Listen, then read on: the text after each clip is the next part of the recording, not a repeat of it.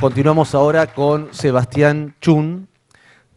Sebastián es profesor y licenciado en filosofía, doctor en filosofía por la Universidad de Buenos Aires, becario del CONICET, ha publicado varios artículos sobre la política en Derrida, participó en los libros Derrida Político y Modos de lo Extraño. Actualmente dicta en la Fundación Centro Psicoanalítico Argentino 2 cursos, los días miércoles y viernes a las 18:30. Los días miércoles está trabajando ¿Quién soy yo? Identidad y política. Y los días viernes, Derrida y el psicoanálisis. Por supuesto, están todos invitados. Escuchamos entonces para esta mesa de apertura a Sebastián Chun, que nos va a hablar de El paso no atrás, Heidegger, Blanchot y Derrida. El paso no atrás, Heidegger, Blanchot y Derrida, entonces a cargo de Sebastián Chun. Bueno, buenas noches a todos. Antes que nada quiero agradecer a cada uno de los miembros de la fundación que hacen esto posible y bueno, y a cada uno de ustedes también por asistir aquí esta noche. En mi trabajo voy a hablarles de la metáfora del caminante. Mejor dicho, voy a hablarles del caminar, del verbo sin sujeto, en infinitivo.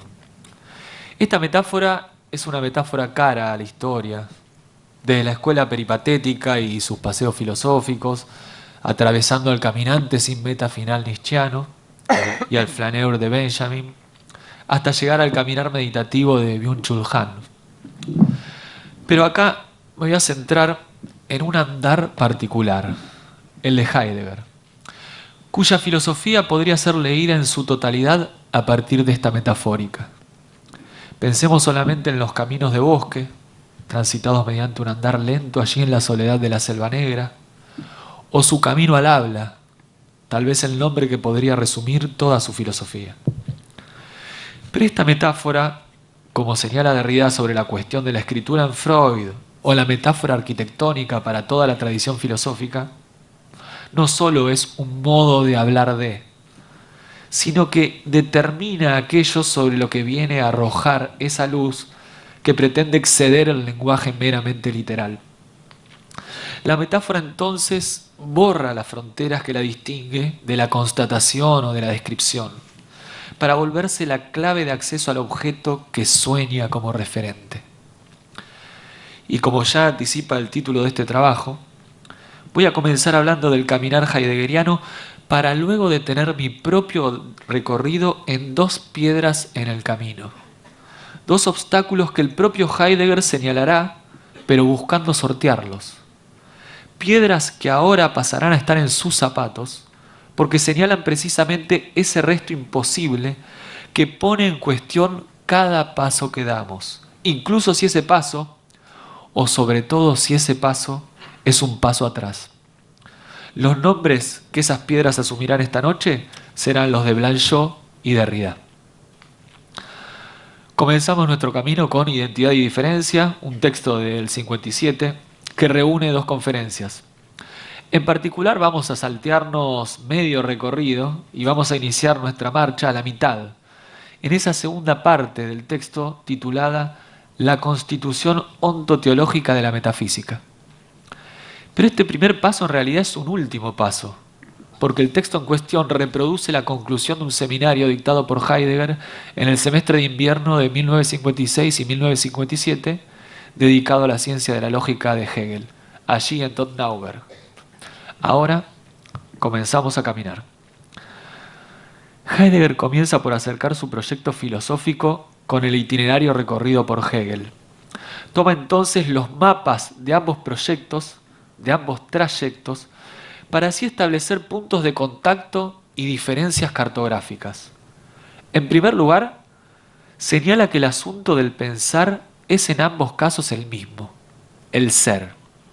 Solo que Heidegger lo aborda, obviamente, desde la perspectiva de su diferencia con el ente y no como concepto absoluto.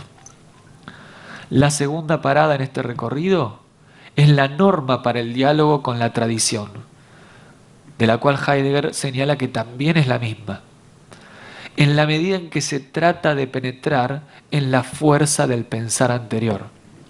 Por acá voy a diseminar un montón de citas, no lo voy a aclarar, pero un montón de cosas son textuales de identidad y diferencia.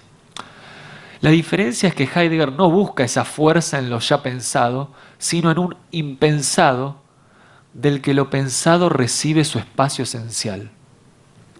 Pero la medida de lo impensado no viene a superar e integrar lo pensado dentro de un sistema, sino que exige la puesta en libertad del pensar transmitido para que pueda entrar en su ser anterior todavía conservado.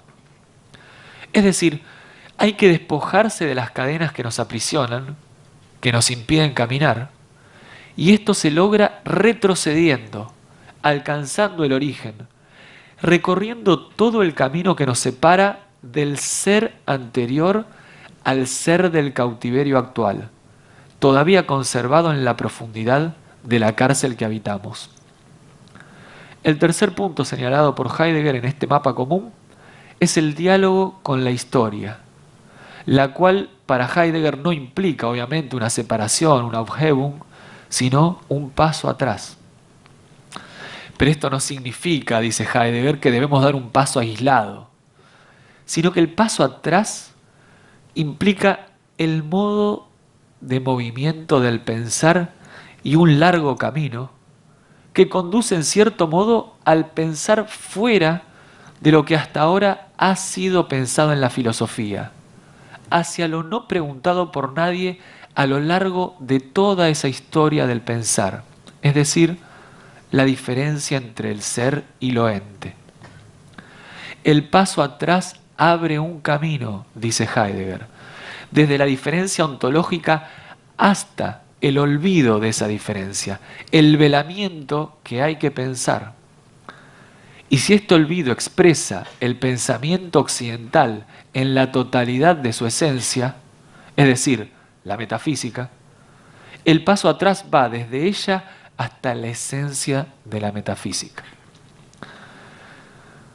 Acá, corto camino, me salteo el desarrollo de la lectura heideggeriana de Hegel, que seguramente surgirá en esta mesa acá con mis colegas, y nos encontramos con el final de la ruta, con el final de identidad y diferencia. Cuando Heidegger se pregunta cómo entra el Dios en la filosofía, la respuesta Heidegger la encuentra en la resolución, el lugar previo a la esencia de la diferencia entre el ser y lo ente.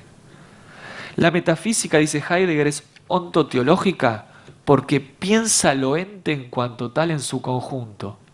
Representa a lo ente desde la perspectiva de lo diferente de la diferencia, sin tomar en consideración a la diferencia en cuanto diferencia. Cuando la metafísica piensa lo ente desde la perspectiva del fundamento, se vuelve ontología. Cuando piensa lo ente como tal en su conjunto, desde la perspectiva del ente supremo que todo lo fundamenta, es teología. Este Dios en la filosofía, dice Heidegger, es la causa sui, ente supremo que fundamenta, pero al mismo tiempo es fundamentado por eso que él mismo fundamenta. En este sentido, el paso atrás también significa para Heidegger un pensar sin Dios, acercándose así, quizás, al Dios divino. Entonces, si alcanza con dar un paso para llegar al origen de la metafísica, esto significa, en primer lugar, que no nos hemos alejado mucho de ese origen. Solo un paso para salirnos de la tradición ontoteológica, dice Heidegger, que condujo desde el siglo V a.C. en Grecia hasta 1927 en Alemania. Un pequeño paso para el hombre, pero probablemente un gran paso para la humanidad, si pensamos en todo lo que este recorrido histórico incluye. Esto también significa que estamos ya en el camino de la tradición metafísica, que la historia del olvido del ser es el suelo que hemos pisado con este único y gran paso. Entonces, la pregunta que queda es, ¿cómo volver atrás? ¿Debemos romper las cadenas y lograr girar nuestra cabeza y nuestro cuerpo como los prisioneros de la caverna platónica para poder dar un paso hacia adelante, pero que en realidad sería un retorno? O así, en la posición en que estamos, debemos recular, poner el pie derecho en el lugar que ha pisado antes de la partida hace más de 2 milenios. En este segundo caso, nuestro rostro seguiría mirando hacia el interior de la caverna, pero tal vez podríamos lograr desviar el rumbo que se asumió en ese origen reciente y desde allí salir del mundo de penumbras, o quizás ingresar en otro. El paso, dice Heidegger, necesita una preparación que parte de lo que es ahora, un mundo bajo el dominio de la técnica moderna. Allí, dice Heidegger, lo impensado no deja de retornar una y otra vez, siempre renovado. Detrás, a un paso de distancia del imperio tecnológico. Pero inmediatamente Heidegger nos señala que existe un riesgo, que no será el mayor. Y ahora sí les leo una cita del texto de Heidegger. Nadie puede saber si, cuándo, dónde ni cómo se desarrolla este paso del pensar hasta convertirse en un auténtico camino, pasaje y construcción de sendas. Podría ocurrir, dice Heidegger, que se consolidara antes el dominio de la metafísica, bajo la forma de la técnica moderna y de sus desarrollos de incalculable rapidez. También podría ser que todo lo que aparece en el camino del paso atrás sea simplemente usado y elaborado a su manera por la metafísica, que aún perdura, a modo de producto de un pensar representativo. Fin de la cita. Ante el riesgo de la apropiación por parte de la ontoteología del camino que con tanto esfuerzo abrimos gracias al paso atrás, Heidegger parece reducir todo a una lógica binaria, o libertad absoluta del pensar despojado de los límites de la tradición, o reducción a la servidumbre bajo el imperio de lo mismo. Oposición, tal vez clásica, entre el camino inauténtico que nos lleva al interior de la caverna y la vía de salida de la misma, la cual se puede alcanzar solo si desandamos este gran pequeño paso. Llegamos así a la primera piedra en el camino, que luego se convertirá en una piedra en el zapato. La cuestión del retorno. Recordemos el comienzo de nuestro andar, cuando Heidegger planteaba esa cercanía distante entre su camino y el de Hegel.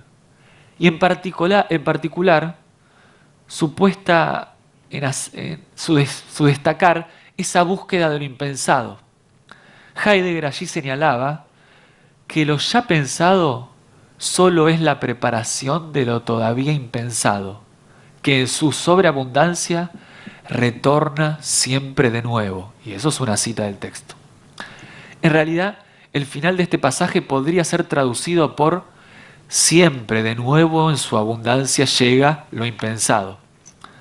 Pero entendemos que el traductor de la versión castellana eligió la palabra retorno porque la conjunción de siempre con el adverbio nuevamente y el verbo llegar implica que está desde siempre llegando otra vez, es decir, eterno retorno de lo mismo, en este caso de lo impensado. ¿Puede entonces darse un paso atrás hacia el origen de la metafísica? Acá ingresa nuestro primer obstáculo, con nombre propio, que es Blanchot, y les leo una cita de un texto maravilloso que es El paso no más allá. Dice así Blanchot: la exigencia del retorno sería, pues, la exigencia de un tiempo sin presente, tiempo que sería también el de la escritura, tiempo futuro, tiempo pasado, que la radical disyunción, en ausencia de todo presente, de ambos, aunque fuesen los mismos, impide identificar de otro modo que no sea como la diferencia que la repetición sustenta. La mayor diferencia que se da entre pasado y futuro es que el uno repetiría al otro sin la común medida de un presente, como si entre pasado y futuro reinase la ausencia de presente, bajo la forma simplificada del olvido. ¿Qué es lo que retornará? Todo, salvo el presente, la posibilidad de una presencia. Las interpretaciones clásicas encuentran dos formulaciones del pensamiento del eterno retorno: la cosmológica y la ético-moral. La primera, la cosmológica, consiste en inferir, a partir de la infinitud del tiempo y la finitud de los acontecimientos intratemporales, la repetición eterna de cada una de estas significaciones. Si el tiempo es eterno, en el infinito debe estar este momento nuevamente, y con él todos los anteriores y futuros, una y otra vez, imposibilitando el surgimiento de lo otro, lo más allá de lo mismo. Por otro lado, según la interpretación moral, que se encuentra en la Gaia Ciencia principalmente, este pensamiento, el pensamiento del eterno retorno, nos brindaría un principio de acción, según el cual uno debe vivir cada instante como si fuera a volver por toda la eternidad. También coincide la mayor parte de la crítica en ver una paradoja entre ambos significados del eterno retorno. Si este pensamiento viene a romper con la última limitación para la voluntad creadora, que es el así fue del pasado inviolable, la interpretación cosmológica se vuelve contraria a esta apertura, mientras que el significado ético-moral podría así representar una salida, ya que pone el acento en el instante, la decisión y la posibilidad del querer hacia atrás. Pero vale aclarar que esta interpretación también puede ser peligrosa, porque el privilegio del presente reconduciría a Nietzsche a su tan combatida metafísica de la presencia. En contra de esta interpretación, Blanchot alza su voz. Intenta echar una nueva luz sobre el camino que venimos recorriendo. La palabra alemana para instante es Augenblick, que está compuesta por los sustantivos Augen, que es ojos, y Blick, que podemos traducirlo como por mirada rápida. Si la mirada implica un golpe de ojos, algo instantáneo, se reconoce por esto mismo infinitamente fugaz, como para adquirir algún tipo de corporalidad. Este instante, este momento de la presencia, se vuelve así inexistente. El presente, el origen, es aquello que nunca puedo alcanzar, ya que mi golpe de vista, mi mirada, se lanza sobre algo ya pasado, y algo que según la propia doctrina del eterno retorno ya ha pasado infinidad de veces, haciendo que la primera sea ya una repetición. Y esto es lo que nos recuerda Blanchot. La fórmula eterno retorno de lo mismo implica que no hay un mismo que retorne, porque si es eterno retorno, la primera aparición de ese mismo ya es un retornar. No hay un origen, no hay una presencia primera fundante de una secuencia repetida por toda la eternidad. Por lo tanto, no hay un mismo que retorna, porque no hay retorno, o tal vez solo retorno es lo que hay, lo que se da. El instante es aquello que se abre a mi mirada, pero ya sabemos que ésta tiene un alcance reducido, siendo precisamente el eterno retorno, el otro, lo que escapa a ella. De esta manera se articula el pensamiento de Blanchot con el llamado al porvenir nietzscheano, poniendo punto final a la aparente paradoja y resolviendo en modo en que dicha doctrina viene a combatir el imperio del así fue. El eterno retorno está más allá del instante, de la presencia, y si el pasado y el futuro se comprenden vacíos, solo hay lo porvenir, la invención del otro. Es así como esta ficción útil del eterno retorno se aniquila a sí misma, en contraposición a la lectura heideggeriana de Nietzsche, ya que rechaza la posibilidad de cualquier presencia, y por lo tanto de un mismo que vaya a volver ni siquiera una vez. Es por esta razón, dice Blanchot, que no hay paso más allá, un paso atrás hacia el origen, lo impensado, porque no hay una tal cosa. Si lo impensado vuelve siempre, nuevamente, como dice Heidegger, quiere decir que su primera vez ya fue un regreso, una reaparición, un retorno, por lo que se ubica en el no lugar incartografiable del porvenir. No hay un paso atrás porque no hay dónde pisar. Entonces caminamos sobre el abismo. Quizá danzamos con la única certeza del retorno, es decir, de la ausencia de todo presente. La segunda piedra en nuestro trayecto es la prisión del lenguaje. Cuando Heidegger señala que el camino del pensar es una búsqueda de lo impensado, de lo no preguntado, del origen de lo pensado en la tradición de la metafísica, él nos advierte que llamará a este punto cero del pensar, y les cito, provisional e inevitablemente con palabras del lenguaje de la tradición. Hablar de la diferencia entre el ser y el ente no es nombrar lo no pensado, ya que se asume que estos conceptos son parte de la tradición de la metafísica de la que se quiere salir retrocediendo. Pero la pregunta que se nos plantea aquí es el ¿hasta cuándo de esta provisionalidad? Porque si es inevitable, indefectible, un destino ya asignado sobre nosotros, ¿cuándo estaríamos fuera de este tiempo provisorio en el que usamos palabras que traicionan el objeto del pensar? Más adelante, Heidegger señala que nuestro pensar, a partir del paso atrás, se ve conducido a ese ámbito del que ya no se puede hablar con las palabras rectoras de la metafísica, ser y ente, fundamento, fundamentado. Pues lo que nombran estas palabras, lo que representa el modo de pensar regido por ellas, procede, como lo diferente, de la diferencia. Su origen ya no se deja pensar dentro del origen de la metafísica, dice Heidegger. Cuando mencionamos que el problema del triunfo de la técnica sobre el otro pensar no era el más importante, nos reservábamos la dificultad mayor, que es la que se encuentra en el lenguaje. Las lenguas occidentales, afirma temerariamente Heidegger, son lenguas del pensar metafísico.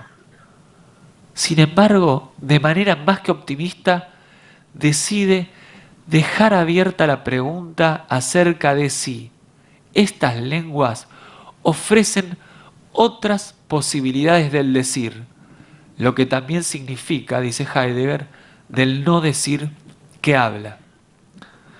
Debemos estar en guardia, nos advierte Heidegger, para no convertir el lenguaje ahora intentado en moneda corriente, refiriéndose a lo expuesto en ese seminario de 1956-57, como un germen de meditación que tal vez algún día se abra a su manera y fructifique. Aquí le ponemos nombre a esta segunda piedra, y el nombre propio que asume es el de Derrida, y en particular me voy a referir al segundo volumen del último seminario que dictara, cuyo título es La bestia y el soberano. Y este segundo volumen está atravesado por la cuestión de la figura, que no es una figura, dice Derrida, del camino, del círculo y del paso atrás. Heidegger, sostiene Derrida, procura encontrar el camino verdadero y propio, el Weg auténtico de la filosofía misma. Pero este camino es un círculo, dice Derrida, ya que para acceder a la esencia propia de la filosofía, damos vueltas en redondo, de forma o bien circular o bien especular. Somos remitidos a nosotros mismos, somos remitidos a nuestro propio punto de partida. Caminamos sobre nuestros propios pasos, damos vueltas en redondo como en una isla. Pero aunque Heidegger se burle, dice Derrida, de aquellos que buscan la seguridad del salvoconducto, del fundamento, del camino seguro, él tampoco quiere perderse. Heidegger quiere la buena orientación y la buena dirección para escapar del encierro o de la insularidad circular. Heidegger comienza a andar el camino de la soledad, como Robinson Crusoe, dice Derrida, en vistas a retornar mediante el paso atrás a lo impensado. Acá nos topamos con la crítica de Derrida hacia todo intento de pensar el afuera, sobre todo cuando esa salida implica un paso atrás hacia ese origen que no hay. Derrida se pregunta, ¿qué lenguaje estaría hablando Heidegger en ese seminario en la Selva Negra? ¿Cómo distinguir en la lengua lo que en ellas está regido por la tradición de la metafísica y lo que ofrecería otras posibilidades, las del no decir que habla? La resolución, entendida como un lugar previo a la esencia de la diferencia, ¿es un lugar? Quizás la jora platónica. ¿Cómo hablar de ese espacio fuera de todo mapa, de toda cartografía posible, intransitable, espaciamiento libre y ajeno a toda circulación? No hay paso más allá, sentencia Derrida, pero sí hay un más allá dentro. El paso en realidad es interno, está resistiendo a todo intento totalizador. Es el resto que no se deja subsumir bajo el imperio de una lógica determinada por una mismidad. No hay fuera de la metafísica para la deconstrucción, pero tampoco hay la metafísica, sino ruinas que sueñan con reducir todos los caminos a una única vía. Tarea imposible porque el terreno sobre el que se construye está compuesto de arenas movedizas. La tarea que nos lega la deconstrucción será la de habitar los intersticios de ese fracaso monumental, transitando senderos que hacen temblar esa estructura ya abandonada al olvido. Muchas gracias.